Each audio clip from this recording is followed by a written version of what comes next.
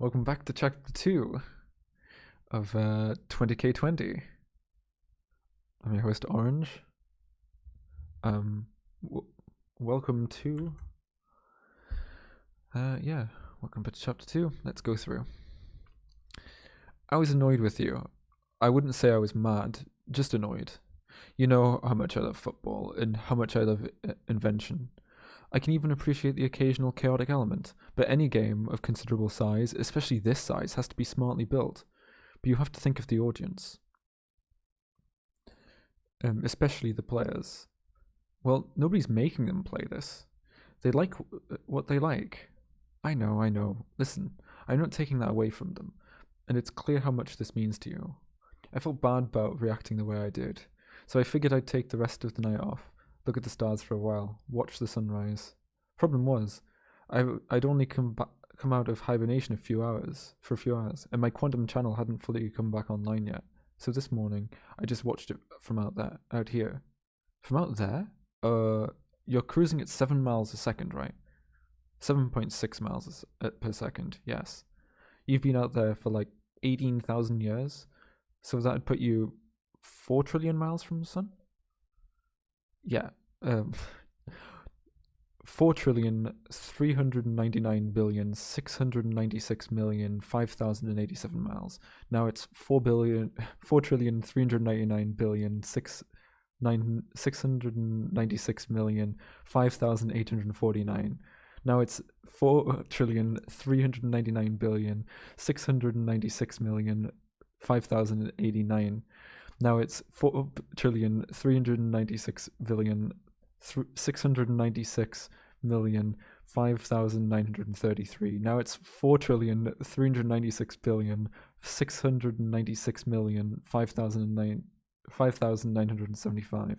Now it's 4,399,696,006,022. Now it's 4,399,696,006,062. Now it's low. Quit it. You know I hate it when you do that. I know you do. Remember when you did that for a month straight? That would have been in the 94th century, I think. March of 9,303. You want to see the sunrise I saw this morning? Ah, fuck. Being you sucks. Well, this is the price of being 4.4 trillion miles away from your stupid ass. Fair deal, if you ask me. That's no way to talk to the buddy who was nice enough to record the sunrise for you this morning. You didn't. I did. I figured you wouldn't be fully online yet. It's from your favorite spot, too.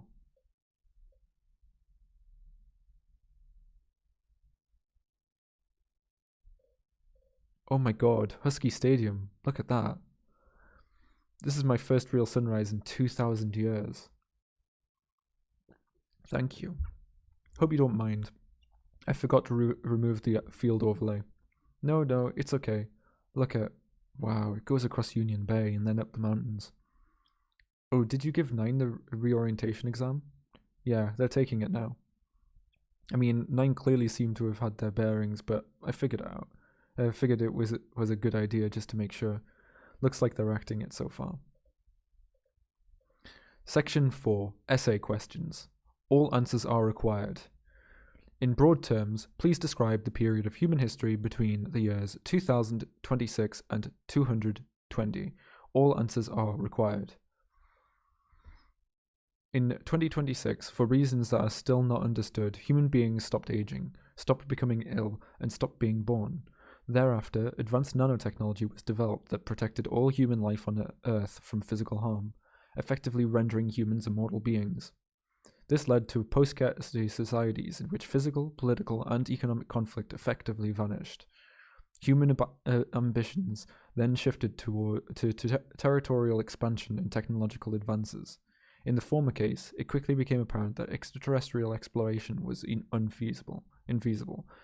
Light speed travel was impossible, and outer space offered little to nothing of interest to human beings. In the latter case, humans found that their present technologies were entirely sufficient.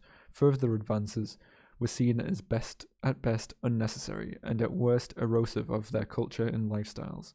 Gradually, humans accepted their fate of eternal recreation and recreation, and now identify as creatures of play whose entire purpose is to enjoy themselves. Themselvies.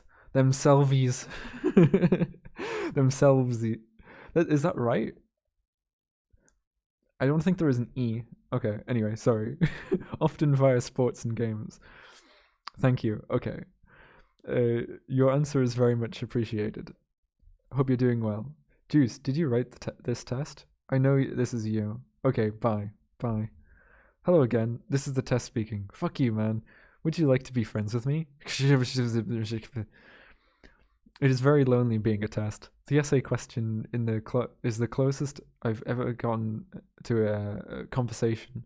Please don't go. Save me. I love you. Ass, you fuck, ass. Oh, what the fuck?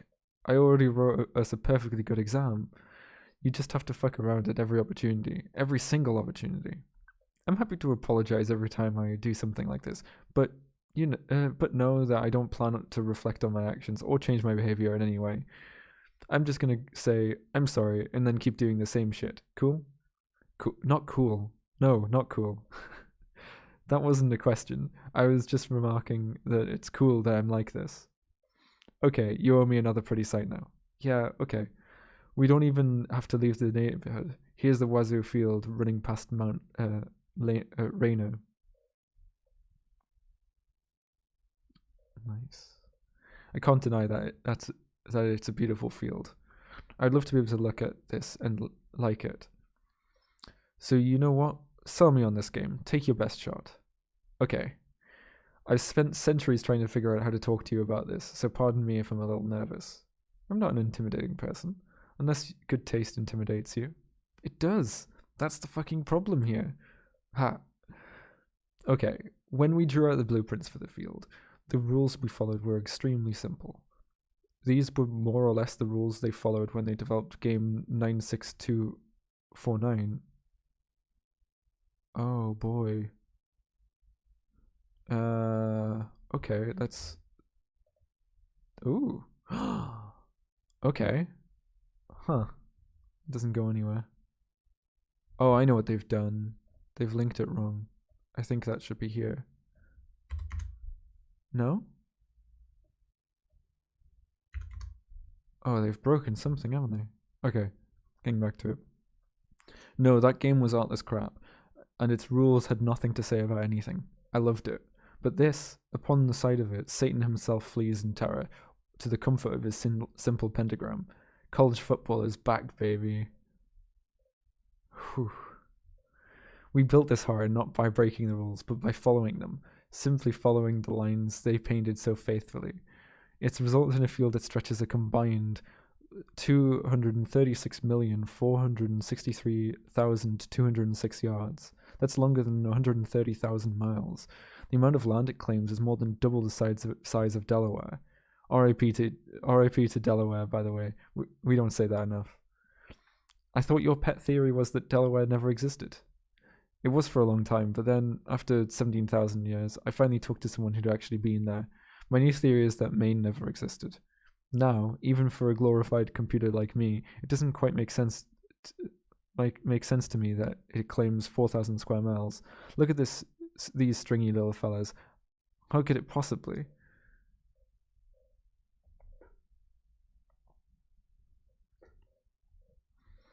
That's Virginia's field, right? Yeah. And you say the field stops at the ocean? I'm guessing it doesn't include the underwater territories. Right, yeah. So it stops right after the crosses into North Carolina. And of course, none of the underwater states are in play for any field.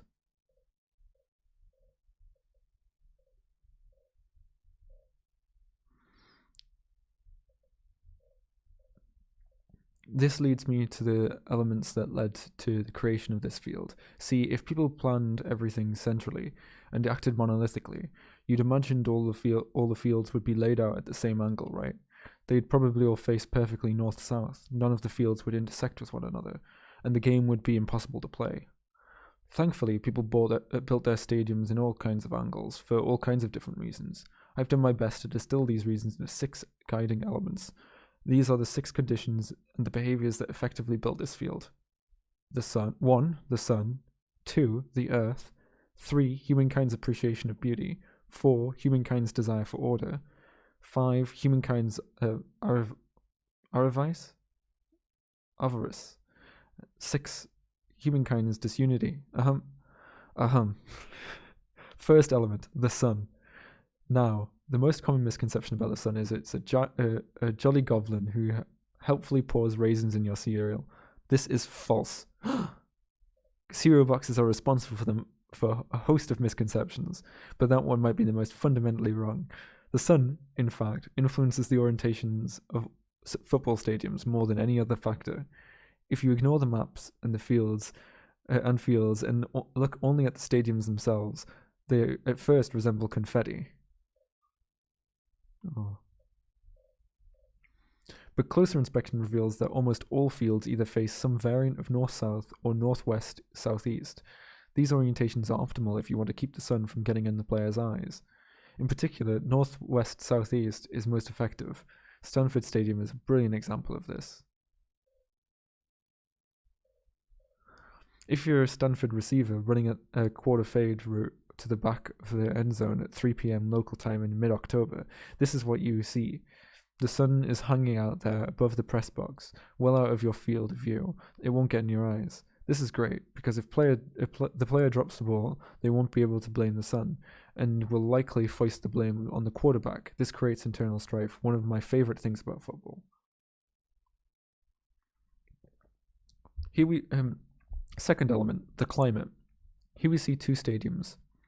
Syracuse's Carrier Dome and Georgia Southern's Paulson Stadium. Both these fields flaunt convention, lying east-west for a very important reason. They don't give a shit. Former State Senator Glenn Bryant, who donated the land on which the facility was built, will foot the $350,000 light bill. Mr. Bryant's generosity makes it possible for us to schedule night games early in the season when the heat and humidity are very unpleasant for our fans and players, Georgia Southern President Dr. Nick Henry said. Because obviously doesn't care. Cuse obviously doesn't care because they play in a dome. And while I can't confirm this, my guess is that Georgia Southern doesn't care because thanks to the intense humidity, they preferred to schedule night games anyway. Third element, humankind's appreciation of beauty. We actually already covered this. That beautiful sunrise we watched from Husky Stadium, it's been claimed that Washington laid it out damn near east-west as the result of an engineering study that determined it offered optimal sunlight conditions. But I chose to believe a different account, which claims that they just laid it out like that because it looks pretty. I think it's pretty obvious. A fourth element, humankind's desire for order. Get a load of these nerds. Cardinal Stadium feels compelled to adhere to downtown Louisville's street grid, even though it isn't perfectly north-south. It's order for order's sake. It's following the rule without understanding the intention of the rule, which they can't because there's no clear intention. I think the answer they'd give is, well, we want to situate it parallel to the street because it makes the parking lot easier to lay out. Okay, but you're boxed in by 3 roadways. They're going all kinds of directions. Why that one?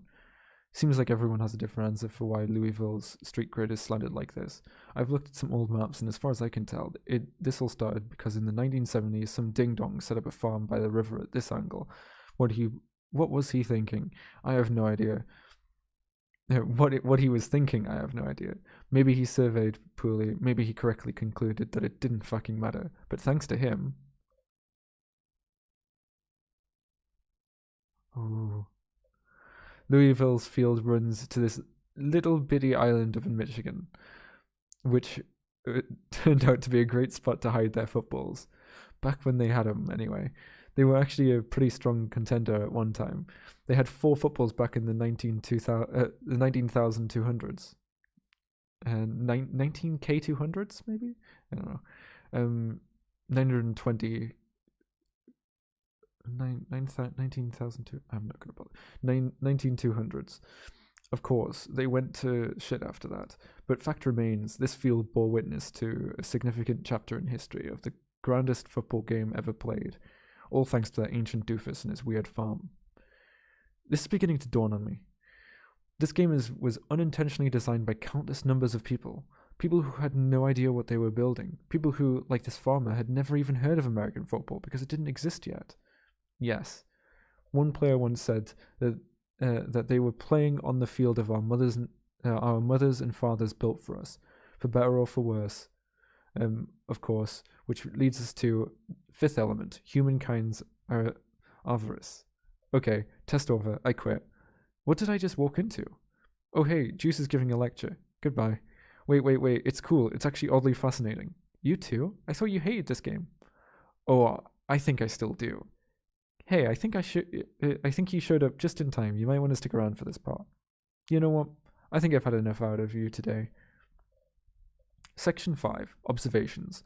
In this section, the test administrator will offer some interesting observations about the world. This section is about him, not you. Please answer with interest and enthusiasm. 1. In my view, basketballs should be filled with heavy whipping cream. Over the course of the game, all the dribbling may eventually whip the cream into butter. This will surely make the basketball more difficult to dribble. However, the winning team will be awarded with a delicious basketball filled with butter. Pretty neat. Exit program. Listen, 9, I'm sorry. I wrote that a few years after you went into hibernation. I was very, very, very bored, which is actually why I started working on designing this game shortly thereafter. It's probably a good thing that I found a hobby. Jay's explaining why college football fields were built at the angles they were: sunlight, climate, beauty, adherence to street grids. Fifth one is greed, right? Yep. Can I take a wild guess at where we're going with this one? Shoot. Georgia State. Correct. Okay, let me take this one. I think I got it. 9. You were launched in 1968. What does your onboard data tell you about Atlanta sports? Hold on. Onboard memory is really slow. Alright, as of 1968, Atlanta Stadium was home to the Braves and Falcons. Hadn't had a chance to catch up on much since then. A few years later, it was renamed Atlanta Fulton County Stadium. It was a big, strong stadium that was far more structurally sound than the Colosseum in Rome, which lasted many centuries as a sports venue. It was perfectly fine. Then the Georgia Dome was built, and the Falcons moved out. And then the Olympics came to town, necessitating another stadium. Those Olympics wrapped up, the Braves moved in 1997, and the Atlanta Fulton County Stadium was bulldozed. Today it's a parking lot with the original field painted over it.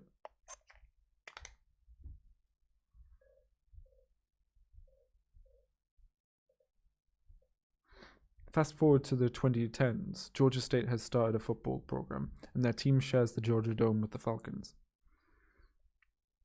Not a bad deal for a state, huh? The Georgia Dome is this great big domed stadium. At about 20 years old, it's one of the newest facilities in all of college football. Yep, all in all, they made off pretty well. But then, behold, a giant butthole. No. Wow.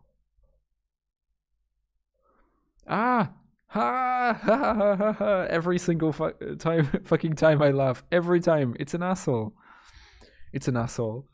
A gigantic steel asshole. Anyone who says otherwise is delusional. Man, what I wouldn't give. If I had an asshole like that, I would take shits that you would not believe. I would form nebulas. What is that thing?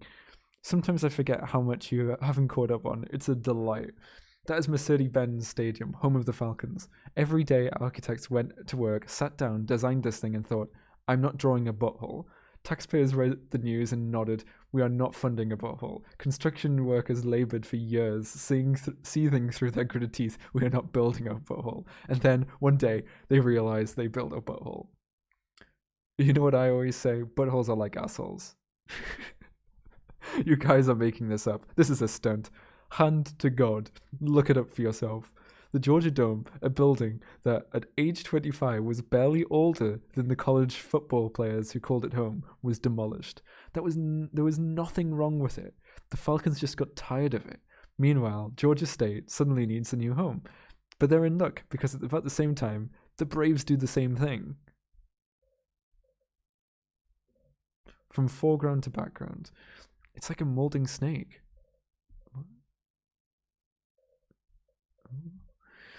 People were broken in those times in terms of purpose and community, and everything else. They were fractured. Healthy society does not do this, and given eternity, they finally realized it. This is why almost nothing has changed. This is Exhibit A. Over the last 18,000 years, people have almost universally elected to preserve and rebuild what they have, including the massive sphincter, which stands to this day. And now we arrive at the coda, because if you look at Turner Field again, you'll notice that it's now a football field. When the Braves moved out, Georgia State football moved right in, once again taking refuge in a home abandoned for no good reason. Now, I'm sure their general instinct would be to orientate the field perfectly north-south. Why not, right? That's how its neighbor Georgia Tech is set up. But because they were delivered a hand-me-down baseball stadium, it didn't quite fit right. They had to skew it just a little bit. And this is why, and I think both of you all are going to get a hoot out of this.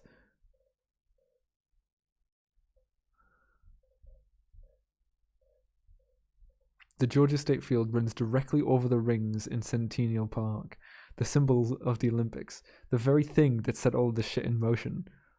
Almost perfectly centered in the middle of the field, too. Unbelievable. Oh my god, that's poetic. Well done. Bravo. Thanks. But I didn't do it. It wasn't my idea. That's just the way the damn thing runs. This is art missing an artist. It is found poetry. If it were written, it'd be beautifully written. But I'm looking at it right now. It's a straight line. You didn't lie. I didn't have to. We never did. Okay, let me pause this. I thought I'd preloaded it, but... Okay. There's one very important detail that I don't believe you're all aware of yet. C. Intersections are crucial. Suppose you're West Virginia and you've received reliable reports that Pitt has a football right here. You got players sitting here at home if you want. You can head south, cut north on NC A&T's field and meet him like that. Or you could head down a little further, take Liberty's field and meet him on the other direction, in the other direction. Or if you want to be sneaky, you can take your time and even head north on your own field, take Maryland southeast, and charge down on him. You can take a practically endless number of routes depending on what suits you. The average team has a field that intersects dozens of times. Even the Syracuse field, one of the shortest in the game, meets with NCCU's Howard and Buffalo. This brings us to Nick and Manny, who we last saw in Atlanta. They are far away from home.